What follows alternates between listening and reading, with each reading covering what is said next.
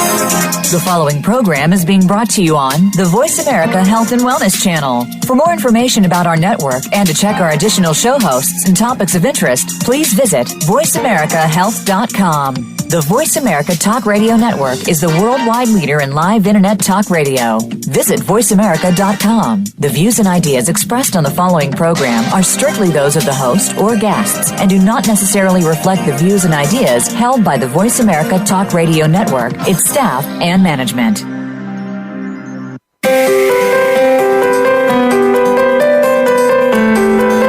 Welcome to Busy, Stressed, and Food Obsessed with host and author of the award-winning book of the same name, Lisa Lutan. Lisa has amazing tips to help you slow down, get healthy, manage your time, improve your relationships, and deal with stress. Now, here is Lisa Lutan. Hey everyone, welcome to the show where I get to introduce you to my favorite health and wellness rock stars. You're in for a huge treat today. Although I usually invite guests to interview on the show, today I invited two co-hosts. Yes, we're having a panel discussion, and I am so excited. Joining me are fellow expert health coaches, Andrea Beaman and Michelle Pfennighaus. And together, we're going to help you figure out if you're about to burn out and what you can do about it. Andrea is an internationally renowned holistic health coach, educator, chef, author, and TV host dedicated to alternative healing and sustainable living. She was a featured contestant on Top Chef and has appeared on Barbara Walters' The View, Whole Living on Martha Stewart Radio, and so many more places. Andrea was on the show last fall, and we had such a blast that I could not wait to get her back again. Also joining us is Michelle Pfennighaus, who helps high-achieving Type A women lose weight and find that elusive balance. She has been featured on ABC, NBC, NPR, and the documentary Lemonade with her inspiring story of reinventing her health and career. And we are so lucky to have her with us on our panel today as well. Andrea and Michelle, welcome to the show. Thank you so much. I mentioned today that the topic is burnout. And not only do the three of us co-hosts here today help people with burnout, but not surprisingly, we all have had major burnouts ourselves.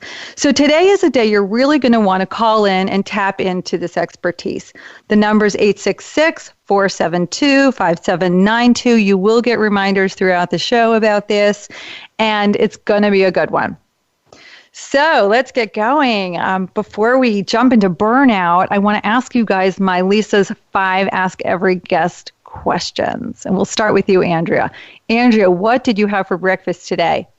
Oh, that's an easy one. I had a miso soup with salmon and broccoli and some shiitake mushrooms and seaweed. And I had a hot cocoa. Yum. And what is your favorite form of exercise? Well, it varies. I don't have a favorite. Oh, no, actually, okay. Yeah, hiking. Let's go with hiking. Okay, what's a habit you're trying to either break or add?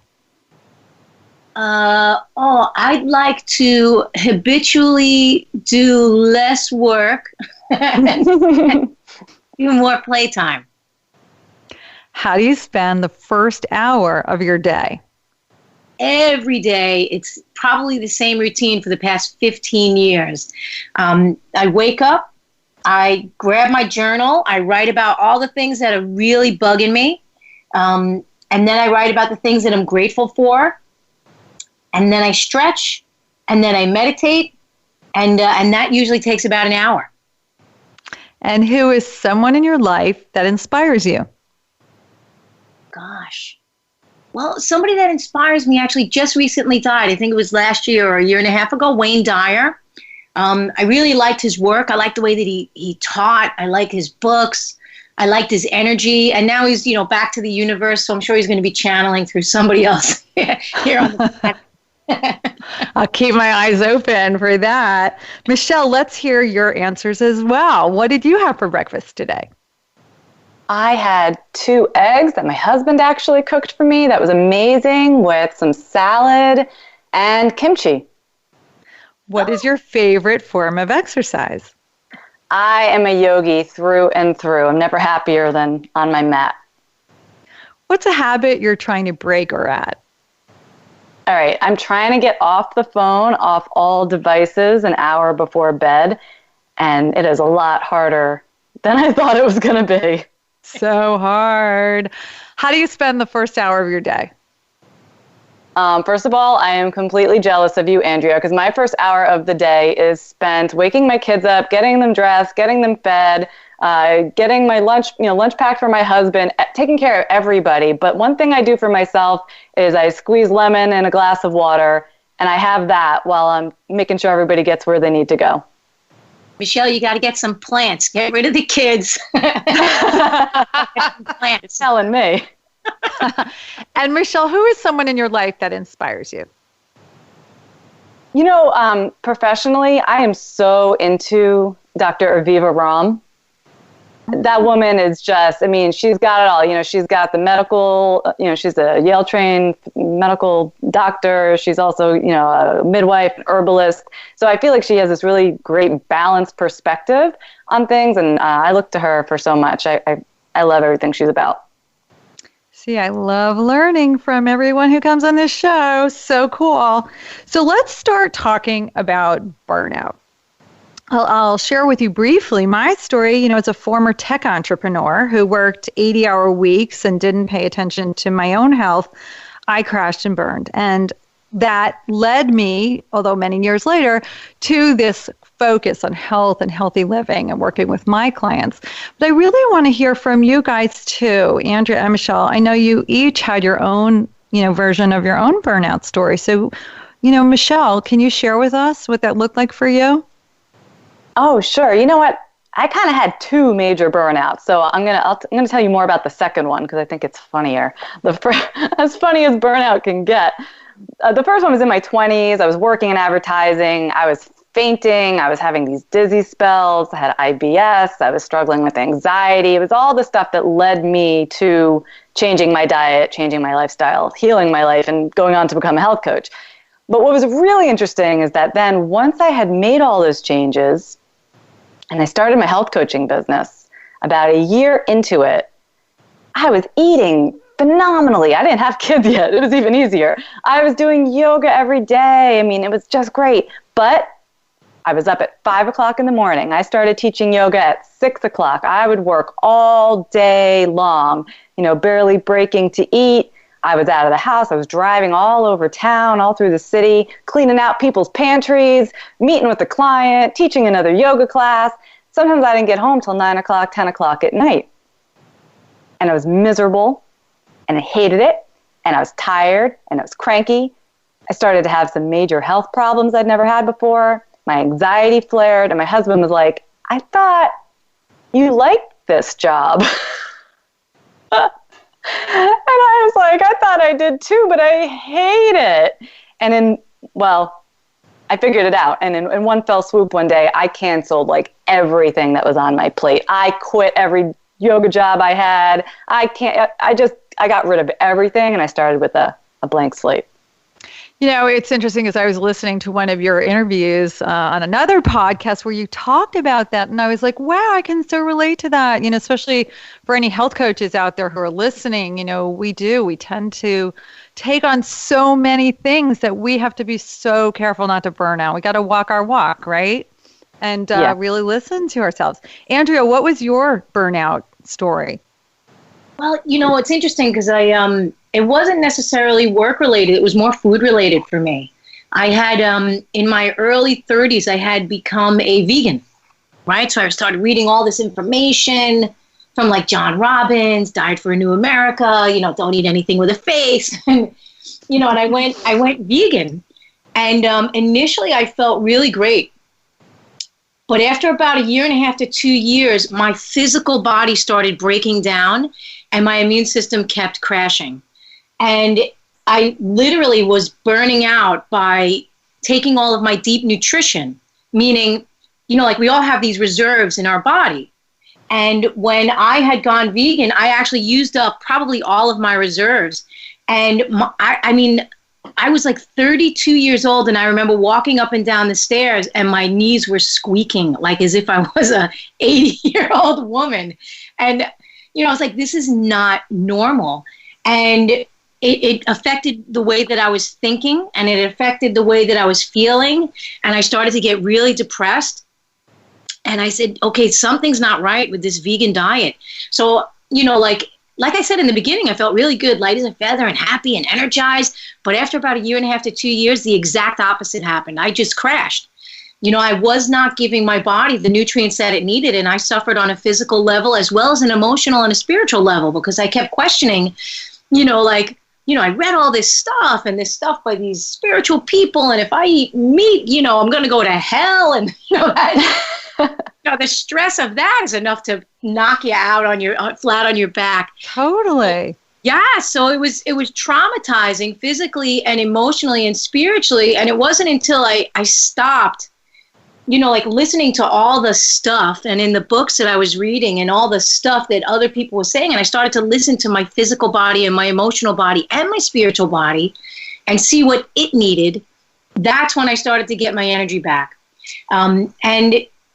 It's always a balance of, now it's 20 years later, or 21 years, however long later, 100 years later. And there still are these moments of burnout, but now they come from overwork, right? So now doing too much work. So there always has to be a balance. And I think that we're always going to fall in and out of these periods of not getting enough nutrition, getting enough, and then not getting enough rest. And, it's a balancing act. It so is, and you said so many important things that we're going to touch upon throughout this show, like listening to your body and the fact that even though it happens once, it can happen again. I mean, I feel like I just burnt out in January and February. I mean, just because it was just too much. And the good news is after you've burnt out a couple of times, you kind of start seeing those warning signs a little bit earlier before, you really crash. But I think that's the key, listening to your body. Now, do you guys can you explain, is this something you're seeing quite a bit with your clients coming into you? Every single one. Yeah, I agree with Michelle. Every single one. And I think, Michelle lives in upstate New York and I live in New York City, and we're in a very busy area that's, like nonstop. Like Michelle had said that it's hard for her for 1 hour before bed to shut off the computers. And I think that the entire world, not only people in the big cities, but the entire world is suffering from this constantly on go. And I'm seeing burnout all over the place. People just not stopping, just motoring through, pushing through. I need more coffee. I need more. Give me another supplement. They just want to push through it when what we really need is a nap. Oh, yeah, like several naps. I mean, it seems so extreme to somebody. Here's the thing. People will say, I could never give up gluten, or I could never, buy all organic. Like, that's too extreme. Like, for me, I can't do that. But they can drink coffee all day long. Yep. Like the idea of taking a nap, no way. And then they're like, I don't need that much sleep. And I'm like, yeah, no, you're just drinking 6 cups of coffee all day long. Maybe you might, right? Yeah. Yeah, it is super interesting here. I'm in Boston too, and it's the same thing. We're addicted to our technology, and I think that is just fueling a lot of this so much. We can't turn it off. It's almost like this adrenaline rush that we get. Oh, maybe I got that great email, or maybe something's on social media. And I think it's just, throwing us over the edge, with all this. So, what is it? Are people aware of it when they come to you, or is it showing up in different ways, like in disguise? Oh, I don't think very many people are aware that they're doing too much. I think most people think they're not doing enough. It's this constant thought that, I'm falling behind. I'm always falling behind. I got to be doing the other thing. I got to get that next raise. I got to sign my kids up for this other sport. I got to, I never think the opposite comes into play where they're like, I think I'm doing too much. It's pretty unbelievable, And so I think most women show up and they're worried about their weight, or they are worried about some diagnosis. They've been diagnosed with hypothyroidism, or they've had cancer. It's something very obvious that a doctor has told them, or it's their weight. Those are the big things that I see. Yeah. How about you, Andrea? Yeah, I agree with Michelle. They're not aware, and they really think that they need to be doing more. And what I tell them is they actually have to do less. And this diagnosis of hypothyroidism and Hashimoto's, and all this stuff that's going on, it's literally people are just exhausted and their bodies are exhausted and can't handle it anymore. So it's literally the body is saying, okay, slow down, stop, relax, chill out, take a nap, take a couple naps, go swing in a hammock, do nothing. You remember when you were growing up and we used to do nothing? I know. What a concept, right? Now you feel so guilty if you're doing nothing. I feel like we also have to teach our kids that it's okay to do nothing, because we're never doing nothing. And then the kids are overprogrammed and always on the Netflix or this or that or the other thing. And sometimes it's like, I just want my kids to be bored for a while so that, they get that experience of and just that's sitting where all there and staring at the wall. Came from, right? When you were bored and like, oh, let's dig out the dolls and like build a fantasy world. That's true. I think that they really are, not getting that boredom time and learning that. We are going to have a bunch of calls today. I already have people on hold. We have a couple minutes, then we're going to go to break, and then the calls are coming. So those of you who are out there listening, that phone number is 1-866-472-5792. I am here with Andrea Beaman, Michelle Pfennighaus. We're doing a panel discussion, Are You About to Burn Out? So stay tuned. When we come back after the break, we're going to be taking your calls, and we've already gotten a ton of emails, and you're not going to want to miss this. So we'll be right back. Follow us on Twitter at VoiceAmericaTRN. Get the lowdown on guests, new shows, and your favorites. That's VoiceAmericaTRN. Are you a busy, stressed, and hungry go-getter who knows what to do to get healthier but has trouble doing it? The problem with popular diets is that they were designed for other people, not you. Sure, they might work for the short term, but for the longer term results, you need a plan designed specifically for your unique body and lifestyle. How about the stress in your life? Do you ever stop and take a deep breath? Do you know what all this stress is doing to your health? Healthy living strategist and author of Busy, Stressed, and Food Obsessed, Lisa Lutan will get you on your way with coaching, online courses and challenges, and even retreats. You will learn tips and strategies to help you calm down, get healthy, and make you feel and look better than ever. For a limited time, Lisa Lutan is offering a free 15-minute breakthrough session to help you get started feeling better right away. Just visit healthyhappyandhip.com to get your free 15-minute breakthrough strategy session. That's Healthy, Happy, and Hip. Yes, you heard it right. Healthyhappyandhip.com, and enter your info in the contact page. Find out what's happening on the Voice America Talk Radio Network by keeping up with us on Twitter. You can find us at VoiceAmericaTRN.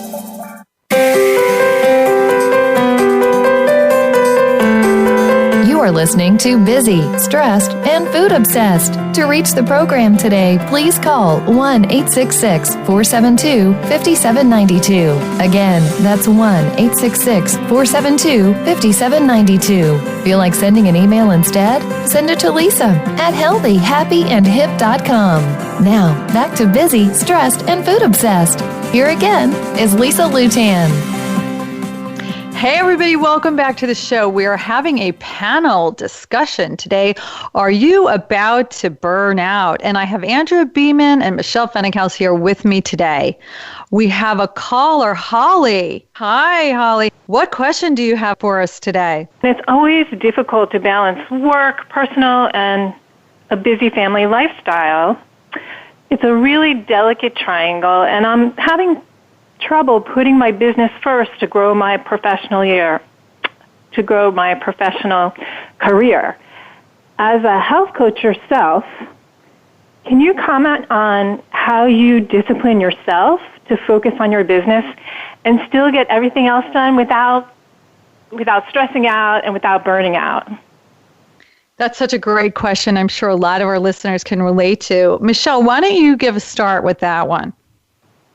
Yeah, sure. I mean, the first thing that comes to mind is I have set work hours for my business, because when I first started, I would be working all day long. I would, if my husband got up and went to the bathroom, I'd be on my laptop trying to answer some emails, like I'd be squeezing in work in all these cracks of my day. And it was crazy. It was crazy, and it was distracting me from my family, and it was taking over my life. It's hard when you work for yourself. It can be overwhelming. So now I just have very strict work hours, and that's the only hours that I work. And if someone wants to meet with me outside of those hours, I say, I can't do it. Thanks anyway. And, I'm going to add to that, Holly, one other thing, for me, I too, I tend to, I'm a workaholic by nature. I had to actually schedule into my calendar, like friend time. Because I would be like, nah, sorry, I can't see you for 4 months because, I've got this and I got this. And I literally would say, okay, Fridays at this time, I'm going to have coffee with a friend. So I think that you have to understand who you are and how you work and put the things important into your life where they fit in. That's great. For Michelle, what do you do about clients who want to see you at night and see you in the morning? Do you have split shifts or hours at night on different days? What do you do? No, sorry, man. Like if I want to see my doctor at nighttime, they're not open. If I want to go to the dentist on Sunday, too bad. And I feel like it's the same way. I work Monday through Friday. I take clients between 9 and 3 because, my kids get out of school and stuff, and that's it. Yeah. Wow. Yeah, absolutely. I agree with Michelle 100%. I remember when I was first starting my business, like 20 years ago, clients would want to see me on the weekends. And initially I was like, okay, well, of course I see the clients on the weekends. And then after like 6 months, I was like, what on earth am I doing? My doctor doesn't see me on the weekends unless they're going to pay me, like if I have a root canal that has to come out on a Sunday, I'm going to get charged triple, so, so that ended and boundaries were set in place. And I don't have kids like Michelle, but I still set up these boundaries. Like that morning time is for me. And then I don't start work until 10 o'clock, 10 o'clock on the weekdays, and only 3 days a week. So, you have to set those boundaries. Otherwise, you're going to be bouncing all over the place and exhausting yourself. Yeah, and I think one more thing. Yeah, I want to add something else. Understand your own rhythms. Like I find for me, I'm doing a lot of writing, I'm doing a lot of course development, and my brain works really well in the morning. So I might not start seeing clients till, later morning or even early afternoon because I want to save that prime brain time for that work that has to be done that requires a lot of thinking. Yeah, as your kids get older, they need you less, but they need you more in different ways. So you don't find yourself, Lisa, you don't find yourself splitting your day differently. Like you said that you do your coursework and your creative stuff in the morning, but do you have different days that you see clients later in the afternoon? Well, I have my youngest child just went off to college, so I don't have the day-to-day childcare issue that I did, when they were younger. Yes, I'm still actively parenting quite a bit, but it's different because, I don't have to go do a carpool or pick them up or anything like that. For me, it's setting my boundaries so that I don't burn out because I, like what everyone else mentioned, I'll just keep going and going and going, and not stopping because, the work is never done. Never. And it's overwhelming, isn't it? It can be, especially if you're doing marketing and all kinds of other stuff that people don't see you doing behind the scenes. There's a ton of it, right? Oh my God. So funny. I had somebody sent me an email the other day on my Facebook because I was teaching a cooking class, which is part of my job, right? And she sent this email. She's like, how can you charge for cooking classes? You're making money on ads. You make money on television shows. How can you charge for a cooking class? And I'm like, what? On what planet is this person on? Right? Of course. All this stuff that has to go into a cooking class or to market that cooking class or promote it or get the ingredients, everything. So there's a lot of work that's done behind the scenes that people in front don't actually see. Absolutely. The emails, everything. Yeah. They only see the face of you when you're whipping up a brand new salad or whatnot. But yeah, there is a lot going on behind the scenes. And that's so good that you have these boundaries that you set for yourself. I'm definitely going to take that advice and follow it because I think that's really helpful. Well, thanks so much for calling, Holly. It was really nice. I hope you got some good tips. We have Nikki. We have Nikki from Colorado on the line. Nikki, nice to have you on the show. What are you dealing with right now? Well, I think, kind of after moving cross country, I definitely know that I'm in a place of burnout. Like I resonate with everyone's burnout story. So my question is, when you're kind of aware of it and you're in the thick of it and you're tired and stressed and your body is kind of in this stubborn place of craving sugar and caffeine and you kind of want to get out of it, what's the first step you can start to take when you're just really in the thick of it? Andrea, why don't you start off there? Well, I would start with a hot cocoa. Love it. No, I mean, really if you know that you're on the verge of burnout, you really have to assess, okay, what do I absolutely need to get done and what can be totally put on the back burner so that I can put myself on the front burner and get a massage and go for a walk or sit in the park or go and have a cup of tea with a friend of mine. Like what Lisa was talking about, where she has to schedule time with her friends. You have to, because if you burn out, if you feel that you are about to burn out and you actually burn out, then you're of no use to anybody, let alone yourself. So you have to start to put yourself first.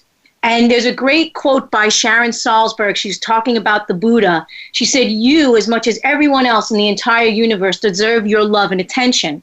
And I think that's really important to keep in mind because if you burn out, you're of no use to anyone. Yeah. Such a good point. Yeah, we got to take care of ourselves because, as women, we're taking care of everyone around us. We really are. And I feel like if we don't take care of ourselves, then everybody in our lives is going to suffer. Yeah. The first thing that I do when I feel that burnout thing coming on, we just made a big move, right? My kid just started kindergarten. It was a big transition time, so I can relate to, a cross-country move or something like that being so stressful. But I find when I'm teetering on the edge, the first thing is I need to make sure that I'm getting my full 8, maybe 9, sometimes 10 hours of sleep per night. Now, that's me. I could sleep for 10 hours when I'm in those moments of burnout. And that means going to bed sometimes at an insanely early hour. But it has to happen because sleep isn't just about, I'm going to have more energy tomorrow. I mean, that's part of it. But it's when your body repairs itself. It's, every system of your body is cleaning itself out and repairing, and it's going to work for you better the more sleep that you get. So I find that's step number one. If I don't have sleep, I got nothing. Yeah, true. Thanks for calling in, Nikki. Yeah. Kristen from Massachusetts. Hi, Kristen. Can you hear me? Yeah, welcome. Okay. Thanks for calling in. Thanks for having me on. I was calling in a little bit. I find this topic really relevant as I have just gone back to work after 8 years out with my kids, which was burnout in itself because I have, they're now 10-year-old twin boys, bringing their own challenges now. But I'm going back to work part-time, and I have noticed in the 6 months the anxiety level has just gone through the roof. I'm not sure I'm at burnout anytime soon, but I'm trying to figure out the way to get myself out of the anxiety cycle where I'm up at 2 a.m., and what you just said about sleep being so important, it's critical so I don't lose my mind. So what's the best way for me to get out of that cycle of I didn't sleep enough, now I'm up, now this, now I got to do the kids? Michelle? Well, Kristen, what's your coffee consumption like? I have 2 cups a day, and I'm pretty rigorous about not having more than that. And what about sugar? That is something I don't monitor very much. We're not a big sugar household in general. I would say we would probably err more on the side of salt than sugar. But, it's natural sugars and fruits and stuff, but I don't eat candy or chocolate. So I guess that's a plus. Yeah, that's a plus. I mean, after the sleep thing, making sure that you're getting enough sleep to manage the demands on your life right now, I always look to, are we using crutches? Like, are you using coffee as a crutch? Because the coffee that gets you going in the morning is the same coffee that's depleting you on the back end and making tomorrow harder. And it's pretty amazing that it's hard. It's hard to come off of caffeine, same with sugar. But when you do, you are suddenly so much more capable of handling what life throws at you. Just your energy levels, your patience, just emotionally, you're more available. And man, with twin boys, I imagine you need some of that. Yes. Well, definitely, I would say my temper is a little bit shorter than it has been in the past, and I'm certainly willing to take down the caffeine. I haven't come off caffeine since I was pregnant with the twins, so we'll see how that goes. It was not a good coming off moment. Yeah, it's a process. It's Slowly, not a quick, drop it all at once. Andrea, what can you add to this? Well, a couple of things. First is, how old are your kids, Kara?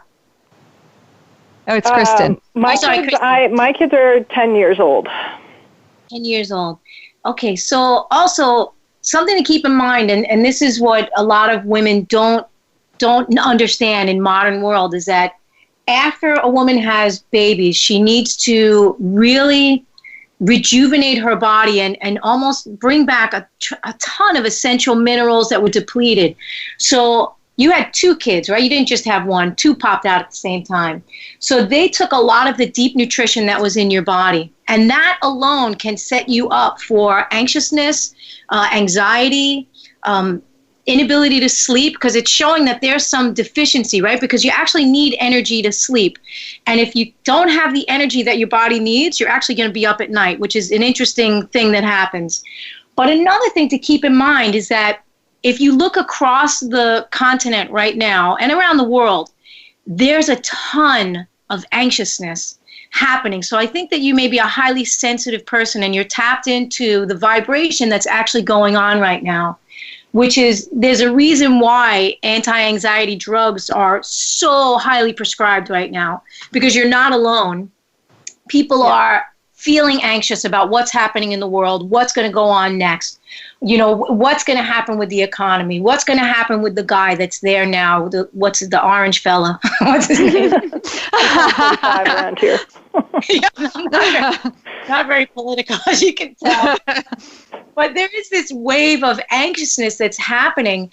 And one of the things to do is, and I know Michelle does it in the morning, I'm pretty sure Lisa and myself, is that you have to, even with kids, even with everything that's going on, you have to take time to do some type of deep breathing or meditation to help you calm your system down and get present. Because if you are always in the future, you're going to have so much anxiety coming, draining your energy, you won't be able to sleep at night. And then, of course, if you go back to the past, you're going to be wallowing in depression. So what meditation and deep breathing does is it helps you to get present right now. Here we are, we're on a phone call, everything is good, nobody's having a heart attack, right? You're alive, the kids are well. Just, if you can, stay as present as possible, as often as possible, because it's so easy to go into that future space of the inevitable end. I'm going to add to that, Kristen. I think that deep breathing, meditation practice is just life-changing. It really is. Even if you can only find a few minutes in the morning just to kind of ground you as you're starting that day, it's the difference between starting a chaotic day and starting in a place of calm. Right. No, I like that. I haven't tried meditation before in any form, so that sounds like it will be helpful. Yeah, and I happen to know there's some great meditation circles in your area. Oh, I happen to know that firsthand because I run them. So, but anyway, Kristen, thanks so much for calling in today. Okay, thank you. Thanks all. For you. We're going to break in a moment, and then we'll be talking to Kara from Seattle. So, Kara, hold on for just a moment.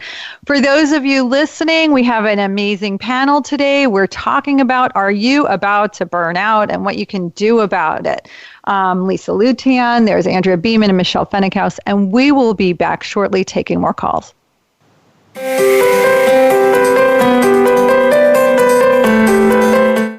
Follow follow us on Twitter at VoiceAmericaTRN. Get the lowdown on guests, new shows, and your favorites. That's VoiceAmericaTRN.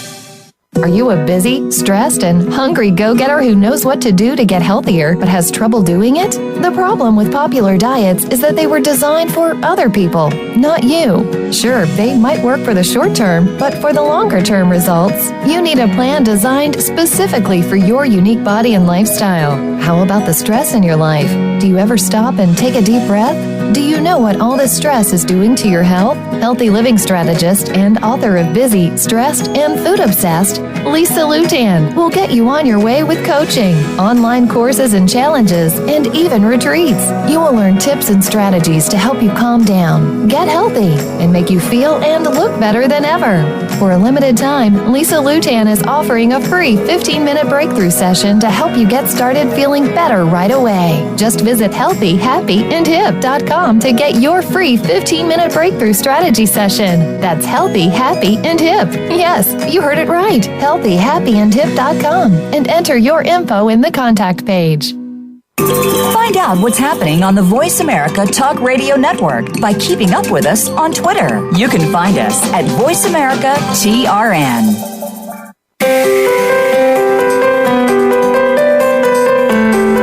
You are listening to Busy, Stressed, and Food Obsessed. To reach the program today, please call 1-866-472-5792. Again, that's 1-866-472-5792. Feel like sending an email instead? Send it to Lisa at healthyhappyandhip.com. Now, back to Busy, Stressed, and Food Obsessed. Here again is Lisa Lutan. Hey everyone, welcome back to the show. Are you about to burn out? Give us a call. We have a great panel today. I have Andrea Beaman and Michelle Pfennighaus here joining me in the studio. We have Tara from Seattle on the line. Tara, welcome to the show. Thank you. How can we help you today? Well, so I don't know if this question was already asked because I tuned in a little later than I planned on because kids. But so my question is, like, how do you know that you're actually burning out and not just being a wuss about things? Andrea, why don't you give that a start? Okay, well, you know that you're burning out if, first and foremost, you're extremely irritated, meaning something happens, and normally you'd be like, whatever.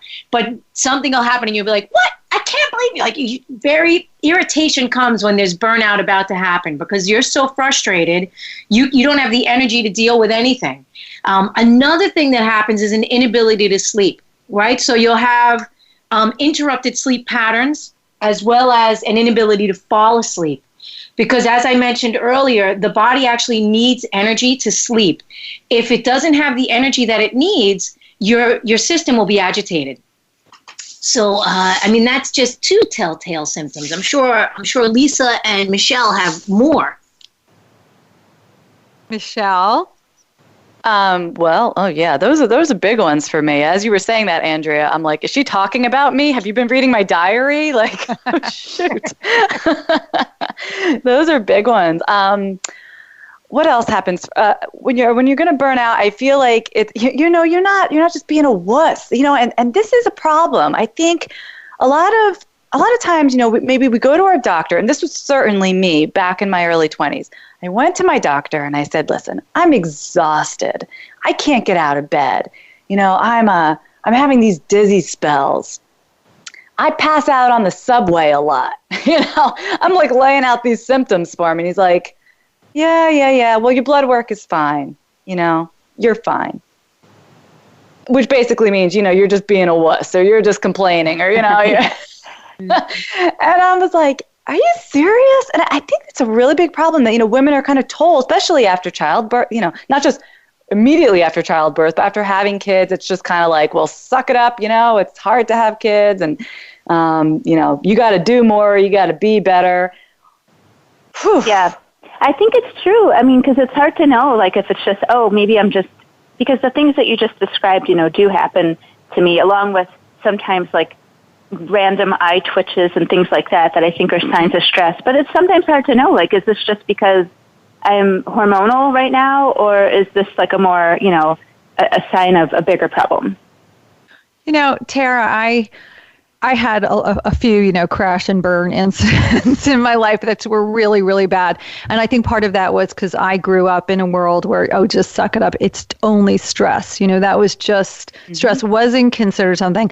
And like Michelle, I was told by doctors, there's nothing wrong with you. And there was. Like, I knew there was, and I eventually had to figure it out on my own, which got me where I am now. But I will tell you this, that I find, for me personally, I spend some time in the morning, and right before I go into my meditation, I do like a body scan.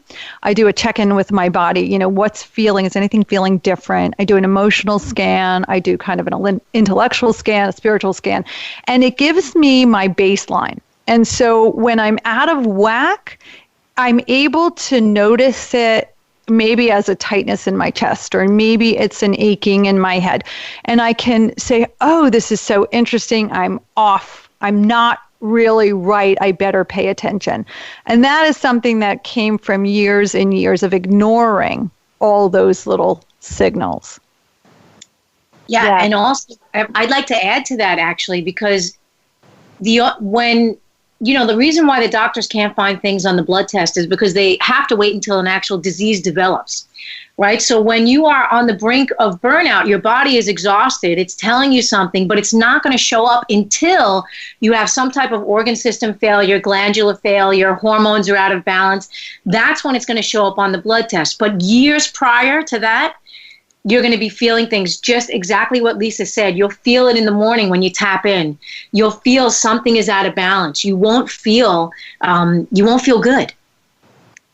Yeah, I like that suggestion of just paying more attention, and maybe even I'll write it down too, because I think that'll help me to see if maybe it's maybe if it's matching up with when I'm getting my periods, or maybe it's not. And I think that'll give me a good window into, is this becoming more of a chronic thing? Because it feels like it might be.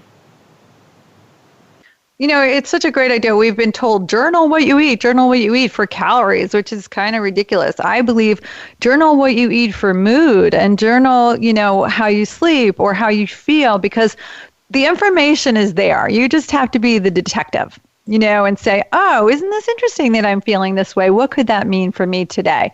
And, when we take out any shame or guilt or anything else and just look at it all as information, our bodies are full of really valuable, good stuff.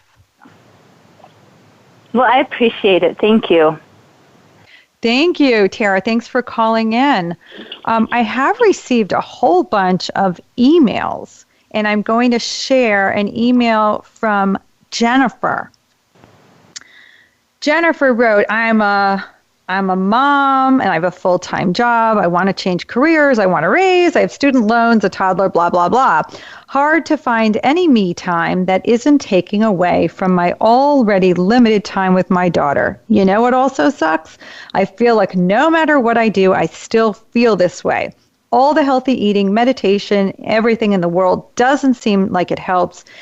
And I don't live in a bubble where I realistically have the time I need to devote to my health.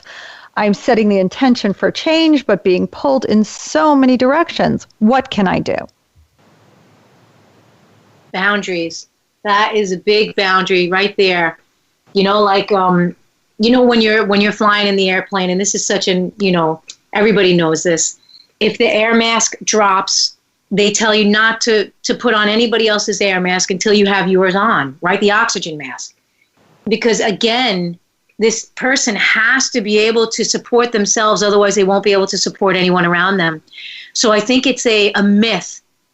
It's a myth that we can't take care of ourselves. I think it's a paradigm that needs to shift, because nobody's, the mom isn't going to be able to help anyone if she's dying of lung cancer or breast cancer or adrenal fatigue or, some disease because she didn't take care of herself and put herself in the forefront. And I just think that there's a shift that needs to happen. And women have for so long been told, you're the caretaker, you have to do this, you have to do that, But, there's a time for caring for other people, but there's also this time for caring for the self that absolutely has to be there. And did she literally write blah, blah, blah? Or was that email? Yeah, no, she wrote that. She totally You know what I hear in that email? I just hear a lack of pleasure and joy. And it reminds me of so many women that I speak with and that I know, and maybe even that I am, where we've been educated. We know we have to take care of ourselves. Maybe we're prepping healthy meals and we're exercising and we're kind of checking all the boxes in a sense. So we'll say, well, I am taking care of myself, but it becomes a chore. It becomes just a long laundry list of chores that we get through, hopefully by the end of the week. But what we severely lack in our lives is the space for doing things we love and enjoying ourselves. Like, what is that? If it's not a task on my to-do list, why is it even worth thinking about? But I'll give you an example. Sometimes it's like, I don't have any time to get to the gym, or I don't have time to meditate. And I often feel that way as a mom. I was bringing my son to swim lessons. And it's kind of a pain in the neck. You got to drive over there. You got to get the kid changed and everything. And all the moms are sitting on the bench waiting, just watching the kids swim and waiting on their phones. I put on my bathing suit. I jumped in the pool. I did some laps. I'm splashing around, It's a great. It was fun. And I feel like we need more of that. We totally do. We have Irene from San Antonio on the line. Irene, welcome to the show. Hi, good morning. Hello. How can we help you? Yes, I would like to ask either Michelle or Andrea. Which is the angular stone in their practice to address this burnout syndrome, considering that it has to do more with our emotional issues or our ability to manage the stress. It is something to do with the physical manifestation, like chronic fatigue or adrenal fatigue also. Thank you. Well, if I understand that correctly, I agree with what Michelle just said, which is there has to be some amount of joy. So if there, like in the emotional, if you are lacking a love or a joie de vivre, right, a love for life, then no matter what you're doing, you're going to lose energy.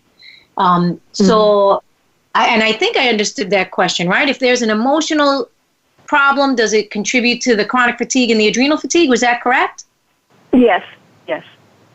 Yeah, of course. Like we separate ourselves, physical, emotional, spiritual, energetic. We separate ourselves, but human beings are multifaceted creatures. And what happens on one level of our existence is going to permeate and affect every single level of our being. So like Michelle said, where's the joy? So if you're going through this existence and you're stressed out, you're lacking joy, there's no love in your life, then where's the energy going to come from? Right? There's only so much that's going to come from food. There's only so much that's going to come from yoga and Tai Chi, right? We really got to look at, where is there a lack? Because anytime there's a deficiency, like an adrenal fatigue and exhaustion, then there is a lack of something. Yeah, for sure. I understand. Okay, thank you very much for the answer. Thanks for calling in, Irene. Okay. Bye, good morning. I have another email. Judy wrote in and said, I've watched the way I eat for years and years, but this winter I had tremendous amount of stress and I got obsessed with the wrong foods even though I knew better. If I had something, the more I wanted, specifically sugar, which I think I have an addiction to. She said, my mom could eat one M&M and be done, but not me. Why not? Oh, boy. I'm going to take a stab at this one because I do a lot of work with people on their sugar, reducing or eliminating the sugar in their life. And the truth is, Judy, that some people are really, really sensitive to sugar and can't just stop at one bite. And you really have to know who you are and how you work, and then you just set strategies around it. Sometimes it means you might avoid it altogether. And sometimes it means that you change the type of sugars you're eating, but it is definitely another place to experiment with, and understanding that it can feel very addictive in your body, and that's not because you don't have willpower. That's because it's a very, very strong substance. Michelle? I personally, you know what, Lisa, I think sugar should be thought of, classified as a drug. You know, you said it's a powerful substance. And, you know, we're all adults, so if you want to partake in your drug of choice, whatever that may be, you know, fine. But it's, in your mind, like what you're doing and you're making that choice. I just feel like sugar becomes part of it. We think of it as food, and then we don't think anything of it. We just eat it all day long, or, you know, certainly feed it to our kids like it's nothing. And I think that's a real problem. We're often not aware, my clients are often not aware how powerful sugar is and what a hold it has over them. Yeah, I had Gary Taubes on the show 2 weeks ago, a week or two, and The Case Against Sugar, his new book that came out. I can't recommend it enough. It is just really, really a very powerful, powerful piece about sugar, and everyone should be reading it. Well, you know, like from the traditional Chinese medicine perspective, the sweet flavor is a building flavor, and it gives us energy. So I understand the sugar addiction. You know, we're definitely working beyond our capacities with the constant go, go, go, go, go. So you're going to need something to stimulate the energy, and sugar is a stimulant, right? It's, you know, also salt is a stimulant as well. There's a reason why people bounce back and forth from sugar to salt. But when somebody comes to me with a sweet craving that they can't seem to satisfy, there's a couple of places that I go. First, I look to see what type of sweet foods that they're eating, right? So, you know, like I try to get them to go into the direction of like onions, carrots, squashes, parsnips, ginseng, burdock root, right? Anything that has a sweet flavor naturally to help build their energy. And then the second place, again, comes back to what Michelle was talking about, which is joy.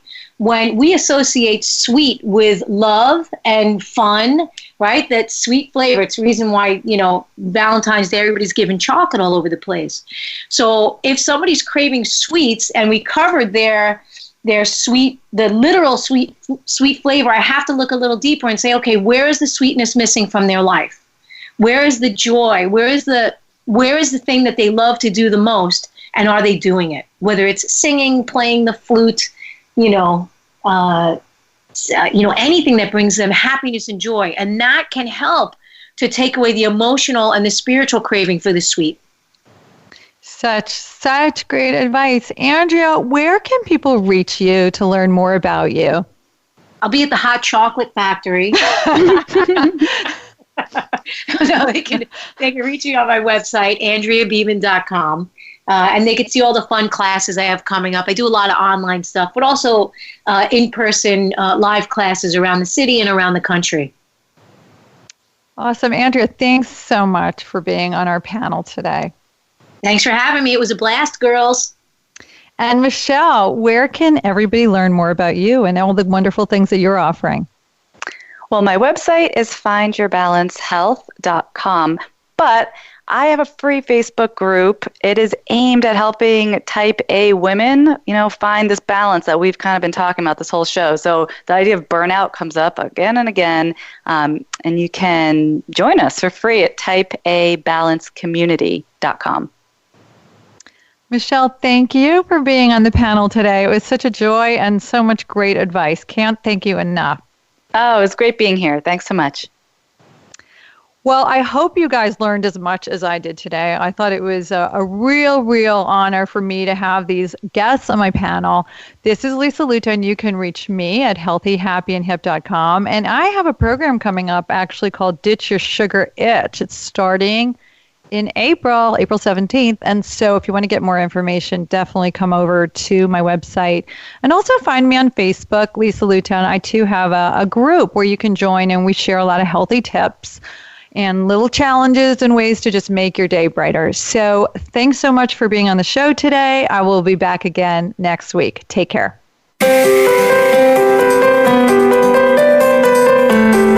We hope you've enjoyed today's episode on Busy, Stressed, and Food Obsessed. Did you get some great ideas from today's show? Join Lisa Lutan again next Thursday at 9 a.m. Pacific Time and 12 noon Eastern Time on the Voice America Health and Wellness Channel. Have a great week.